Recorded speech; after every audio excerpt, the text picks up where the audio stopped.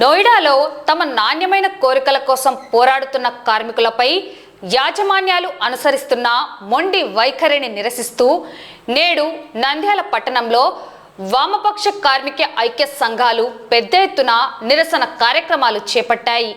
దాదాపు 300 మంది కార్మికులను, కార్మిక నాయకులను చర్చలకు పిలిచి వారిని అక్రమంగా విధుల్లో నుండి తొలగించడాన్ని సంఘాల నేతలు తీవ్రంగా ఖండించారు. దేశాన్ని, రాజ్యాంగాన్ని కాపాడతామని చెప్పే బీజేపీ డబుల్ ఇంజన్ ప్రభుత్వం కార్మికుల కనీస హక్కులను కాల రాస్తోందని ధ్వజమెత్తారు. ఆర్టికల్ 14, 19, 21 ప్రకారం ప్రతి పౌరుడికి వాక్ స్వాతంత్ర్యం, అన్యాయంపై ప్రశ్నించే హక్కు ఉందని, కేంద్ర ప్రభుత్వం ఈ ప్రాథమిక హక్కులను అణచివేస్తోందని నేతలు ఆగ్రహం వ్యక్తం చేశారు. తక్షణమే తొలగించిన కార్మికులను విధుల్లోకి తీసుకోవాలని, వారి న్యాయమైన డిమాండ్లను పరిష్కరించాలని ఈ సందర్భంగా వారు డిమాండ్ చేశారు.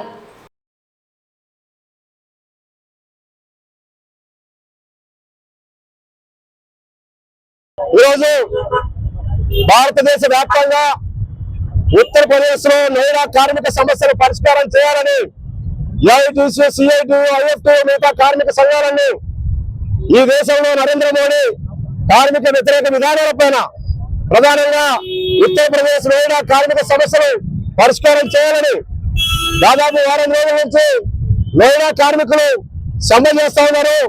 ఈ సమ్మె ప్రధానమైన ఉద్దేశం హర్యానాలో ఏవైతే కనీస వేతనాల చట్టాన్ని అమలు చేస్తా ఉన్నారో, ఉత్తరప్రదేశ్ రాష్ట్రంలో కూడా పరిశ్రమలో, ఫ్యాక్టరీలో కూడా ప్రధానంగా నోయిడా కార్మికులకు కనీస వేతనాల చట్టాన్ని అమలు చేయాలని, అలాగే పెరిగిన ధరలకు అనుగుణంగా మరి వేతనాలు పెంచాలని, అలాగే ఉద్యోగ భద్రత కల్పించాలని, ఏదైతే కార్మిక హక్కులు హరించినటువంటి 4 లేబర్ కోర్సులు రద్దు చేయాలని చెప్పేసి అనేక డిమాండ్స్ సమ్మె చేస్తా ఉన్నారు.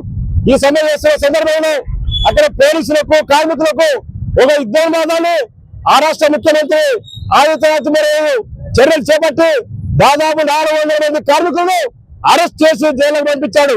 దానికి నిరసనగా ఈ రోజు నంద్యాల జిల్లా కేంద్రంలో కార్మిక సంఘాల ఆధ్వర్యంలో నిరసన కార్యక్రమాన్ని చేపట్టాం.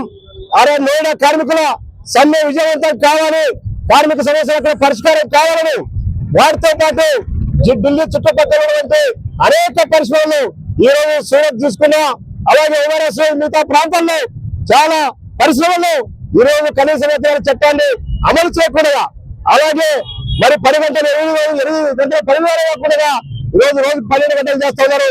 దానికి ఓటేసి అమలు చేయడం లేదు, అదనపు వేతనం ఇవ్వాలని చెప్పేసి ఆందోళన చేస్తున్నారు. ఈ దేశంలో ఉన్నటువంటి వామపక్ష కార్మిక సంఘాలన్నీ కూడా నోయిడా కార్మికులకు మద్దతుగా ఈరోజు నిరసన తెలియజేస్తా ఉన్నాం. మళ్ళీ ప్రధానంగా ఈరోజు నోయిడాలో కార్మికులు, పరిశ్రమల్లో పనిచేసే కార్మికులు కనీస వేతనాలు ఇవ్వాలని చెప్పి అడిగితే వందలాది మందిని తొలగించడం చాలా అన్యాయం.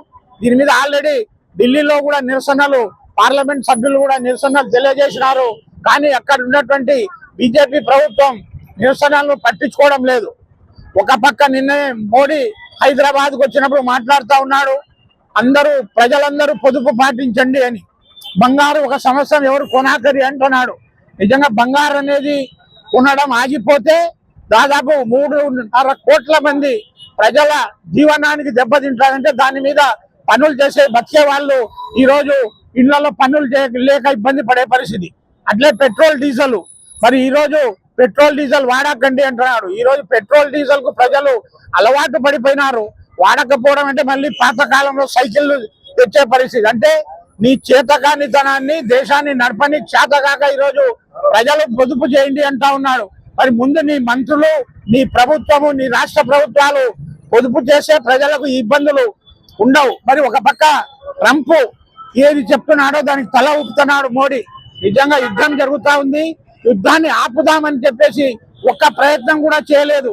పక్కన ఉన్న పాకిస్తాన్ కనీసం చర్చలన్నా జరపండి అని చెప్పేసి ప్రతిపాదించి, కానీ చాలా గొప్పలు చెప్పుకునే విశ్వగురు అని చెప్పుకునేటువంటి మోడీ ఈ రోజు యుద్ధం జరుగుతుంటే తనకు పట్టనట్టున్నాడు. భారతీయులకు మాత్రం పొదుపు పాటించండి, యుద్ధం మూలంగా నష్టపోతామని చెప్తా ఉన్నాడు. కాబట్టి ఇది కరెక్ట్ కాదు.